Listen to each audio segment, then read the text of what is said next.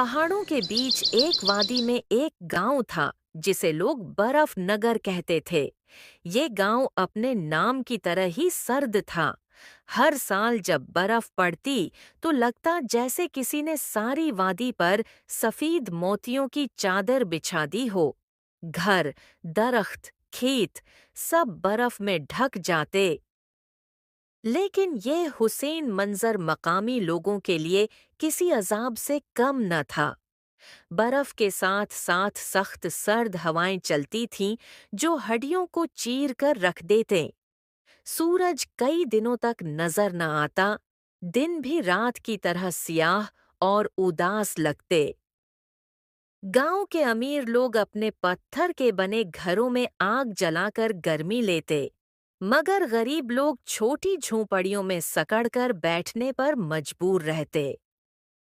इसी गांव के एक कोने में एक कमजोर सी झोंपड़ी थी। बोसीदा छत, जगह जगह सुराख, टूटी हुई दीवारें। यूं लगता था जैसे अगली बर्फबारी में ये झोंपड़ी जमीन बोस हो जाएगी। ये झोंपड़ी काशिफ का घर थी। काशिफ एक गरीब मजदूर था। दिन भर मेहनत मजदूरी करता और जो थोड़ा बहुत मिलता इसी से घर का चूल्हा जलता। उसके साथ उसकी बीवी सरिया और दो नन्ही बेटियां नूरीन और माहीन रहती थीं। काशिफ अपनी बच्चियों को देखकर अक्सर सोचता, अल्लाह करे ये कभी भी वो दुख न देखें जो मैंने देखे हैं। लेकिन उस सर्दी ने उन सब को ऐसी कड़ी आजमाइश में डाल दिया कि हर लम्हा जिंदगी और मौत की किशमकिश लगने लगा। एक रात झोंपड़ी के अंदर का हाल बड़ा था। बाहर बर्फानी हुआ के थप्पीड़े चल रहे थे और अंदर सर्दी की लहर हर शय को जमा रही थी।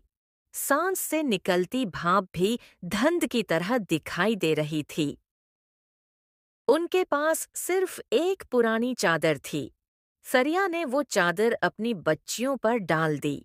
वो खुद एक पुरानी साड़ी ओढ़े बैठी थी, मगर उससे सर्दी को रोकना मुमकिन न था।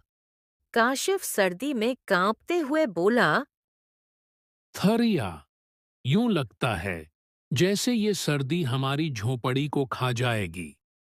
काश एक और रिजाई होती। थरिया ने अपनी बेटियों की तरफ देखकर कहा, मुझे फिक्र अपनी नहीं, बस नौरीन और माहीन की है। देखो, उनके हाथ बर्फ की तरह हो गए हैं। काश हमारे पास कुछ लकड़ियां होते, आग जला लेते तो कम ये सुकून से सो जाते। काशिफ ने चेहरा ऊपर उठाया और बोला, तुम फिक्र न करो, मैं अभी कुछ करता हूं। रात के अंधेरे में काशिफ झोंपड़ी से निकला। उसके जौते पराने थे।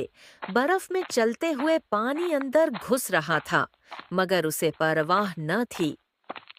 वो सबसे पहले अपने एक जानने वाले के घर के दरवाजे पर गया। हल्की सी दस्तक दी। दरवाजा खुला। अंदर से एक आदमी निकला जो मोटे कंबल में लपटा हुआ था। काशिफ ने आजिजी से कहा, भाई, अगर तुम्हारे पास कुछ लकड़ियां हों तो दे दो। मेरी बच्चियां सर्दी में कांप रही हैं। मेरे पास फालतू लकड़ियां नहीं हैं। अपने घर की फिक्र करो। हर बार दूसरों से मांगने आ जाते हो। अब जाओ। और जोर से दरवाजा बंद कर दिया। काशिफ का दिल जैसे सीने में डूब गया, मगर वो हारा नहीं, आगे बढ़ा। चलते चलते उसे एक दुकान के बाहर पुराने डब्बे और गते मिले। इसकी आंखों में रोशनी आ गई। यही सही, कम अज कम आग तो जल जाएगी। वो उन्हें समेट कर घर ले आया। सरिया ने फौरन आग जलाई। झोंपड़ी में थोड़ी रोशनी और गर्मी फैल गई। नौरीन और माहिन खुशी से हंसने लगे। अबू, कितना मजा आ रहा है। अब तो सर्दी कम हो गई। काशिफ ने दोनों को गोद में भर लिया। हाँ बेटियों, ये वक्ती है, मगर अल्लाह जरूर हमारी मदद करेगा। अगली सुबह काशिफ मजदूरी की तलाश में गया, मगर सर्दी की वजह से सब काम बंद थे। शाम तक वो खाली हाथ घर आया। घर में सिर्फ इतना आटा बचा था कि 3 रोटियां बन सकें। सरिया ने 3 रोटियां बनाए और खामोशी से चूल्हे के पास रख दें। काशिफ ने देखा और आहिस्ता से कहा, हम 4 हैं मगर रोटियां 3। अब क्या करें? थरिया ने मुस्कुराकर जवाब दिया, मगर उसकी आंखों में आंसू थे। बच्चों को भूखा नहीं सलाया जा सकता। तुम और बच्चियां खा लो। मैं पानी पीकर सो जाऊंगी। काशिफ ने अपनी आंखें झुका ले। दिल भर आया मगर बोला कुछ नहीं। अगले दिन वो गांव के एक अमीर आदमी हाजी करीम के दरवाजे पर गया। काशिफ ने हाथ जोड़कर कहा, हाजी साहब, अगर आपके पास कोई पुराना कंबल या चादर हो तो मुझे दे दीजिए। मैं बच्चों को ओढ़ा दूं। खुद सारी रात कांपता रहता हूं। हाजी करीम ने उसकी हालत देखी तो दिल भर आया। वो अंदर गए और एक पुराना स्वेटर और रिजाई ले आए। काशिफ की आंखों में आंसू आ गए। उसने लर्जती आवाज में कहा, ये मेरे लिए दुनिया की सबसे बड़ी दौलत है। अल्लाह आपको खुश रखे।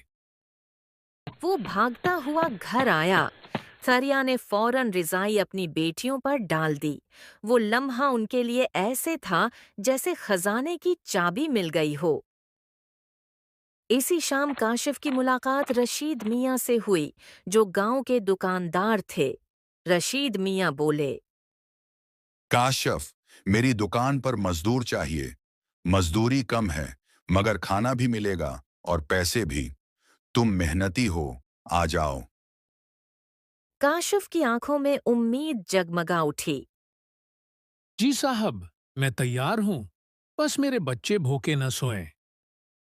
ये लम्हा काशिफ की जिंदगी का नया आगाज था। कुछ दिन बाद काशिफ घर जा रहा था। रास्ते में एक बूढ़ी औरत बर्फ में बैठी कांप रही थी। इसके हाथ खाली थे, चेहरा भूख से जर्द था। काशिफ के हाथ में खाने का डब्बा था। वो रखा, लम्हा भर सोचा और खाना उसके हाथ में रख दिया। बूढ़ी औरत की आंखों में आंसू आ गए। बेटा, तुम जैसे लोग ही इस दुनिया को जीने के काबिल बनाते हैं। अल्लाह तुम्हें खुश रखे। काशिफ के दिल को ऐसा सुकून मिला जो सोने और चांदी से भी कीमती था।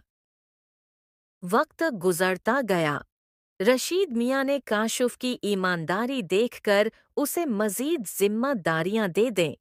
काशिफ ने थोड़े पैसे बचाकर अपनी झोंपड़ी की मरम्मत की। अब वो पहले से ज्यादा मजबूत और गर्म थी। नूरीन और माहीन स्कूल जाने लगे। सरिया के चेहरे पर भी खुशी लौट आई। काशिफ अक्सर कहता, सरिया, हमने भूख और सर्दी का सामना किया, मगर अल्लाह ने हमें कभी तन्हा नहीं छोड़ा। असल दौलत पैसा नहीं, असल दौलत दूसरों का दर्द बांटने में है। ये कहानी हमें ये सिखाती है कि चाहे हालात कितने ही मुश्किल क्यों न हों, हिम्मत और उम्मीद के साथ उनका मुकाबला किया जा सकता है। असल दौलत दूसरों के साथ बांटने और उनकी मदद करने में है। गांव के कच्चे रास्ते, खेतों की खुशबू और परिंदों की चहचहाहट के दरमियान एक पुरानी सी झोंपड़ी खड़ी थी। यही झोंपड़ी शमू और उसकी बीवी जैनब का आशियाना थी। झोंपड़ी के अंदर मिट्टी का फर्श, पुरानी चारपाइयां और एक छोटी सी लकड़ी की अलमारी थी, जिसमें कपड़ों के चंद जोड़े और बर्तन रखे थे। करबत उनके हर लम्हे पर हावी थी, मगर उन दोनों के दिल मोहब्बत और सब्र से भरे हुए थे। शमू का बड़ा भाई सलीम शहर में अफसर था। वो हर महीने गांव आता तो माँ बाप उसके इस्तकबाल के लिए दौड़ तक जाते। उसकी गाड़ी की आवाज सुनते ही मोहल्ले वाले भी जमा हो जाते। वालिदैन फख्र से कहते, हमारा बेटा अफसर है, शहर में नौकरी करता है। मगर जब बात शमू पर आती तो वही वालिदैन मना फेर लेते। वो कहते, ये नालायक है, उसके हाथ में बरकत नहीं। न ये पढ़ सका, न कोई बड़ा काम कर सका। शमू खामोश रहता। वो जानता था कि वालिदैन का दिल बड़े बेटे की तरफ है, मगर उसे दुख जरूर होता। ज़ैनब अक्सर उसका दिल बहलाती और कहती, शमू, मेहनत कभी ज़ाया नहीं जाती। लोग जो चाहें कहीं, हमें अपने नसीब और अपनी मेहनत पर भरोसा रखना चाहिए। एक दिन गांव में चोरी का शोर मच गया। किसी के घर से कुछ इनाज और जीवर गायब हो गए थे। गांव के चंद लोग बगैर तहकीक के शमू पर इल्जाम लगाने लगे। यही करेगा चोरी, आखिर गांव का सबसे गरीब यही तो है। वद्दीन भी बगैर सोचे समझे मुश्ताइल हो गए। बाप ने गुस्से से कहा, हमने हमेशा कहा ये नालायक है। आज ये बात साबित हो गई। शमू, अब हमारे घर से निकल जाओ। हमारे पास तुम्हारे लिए कोई जगह नहीं। शमू की आंखों से आंसू बहने लगे। उसने सफाई देने की कोशिश की, मगर किसी ने बात न सुनी।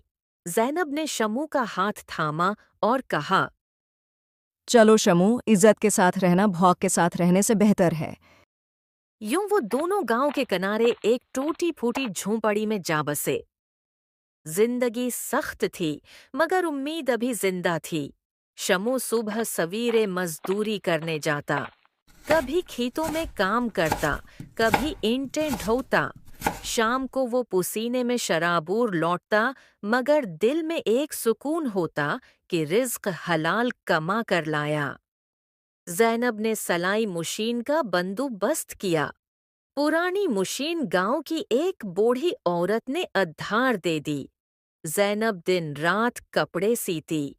आहस्ता आहस्ता गांव की औरतें उसके पास आने लगें। ज़ैनब बहू, तुम्हारे हाथ बहुत हुनरमंद हैं। कपड़ा तुम ऐसे सीती हो जैसे शहरों की बड़ी दुकानों पर मिलता है। पैसे बचते गए तो शमू ने गांव की चौपाल के करीब एक छोटी सी दुकान किराए पर ली। दुकान में कपड़े, सुइयां, धागे और चंद घरेलू सामान रख दिया। आहिस्ता आहिस्ता गाहक बढ़ने लगे। लोग शमू की ईमानदारी की तारीफ करते। वो हमेशा तोल में पूरा देता, किसी को धोखा न देता। कुछ साल गुजर गए। अब शमू और ज़ैनब की दुकान गांव की सबसे भरोसेमंद जगह बन चुकी थी। लोग कहते, ये जोड़ी सच्ची और ईमानदार है। उनके पास खरीदारी करो तो दिल को सुकून मिलता है। इधर शहर में हालात अलउठ होने लगे। सलीम का कारोबार बैठ गया। वो कर्जों में डूब गया। उसकी बीवी वालिदैन पर गुस्सा करने लगी। ये सब तुम्हारे लाडलेपन का नतीजा है। शमू को धत्कारा और अपने बेटे को बिगाड़ा।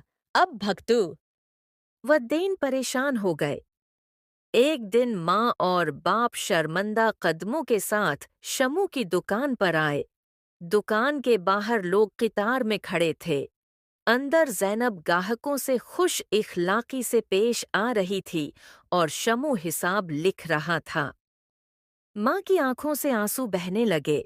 वो धीमी आवाज में बोली, बेटा, हमें माफ कर दो। हमने तुम पर झूठा इल्जाम लगाया, तुम्हें धत्कारा। शमू ने फौरन अपनी माँ के पांव पकड़ लिए और कहा, माँ बाप को माफ ना करूंगा तो कौन करेगा? आपका होना ही मेरी सबसे बड़ी दौलत है। यूं वालिदैन भी शमू के साथ रहने लगे। वो झोंपड़ी जो कभी गरबत और आंसुओं से भरी थी, अब हंसी खुशी और दुआओं से जगमगाने लगी। शमू की मेहनत, ज़ैनब का सब्र और उन दोनों की ईमानदारी ने सबकी जिंदगी बदल दी।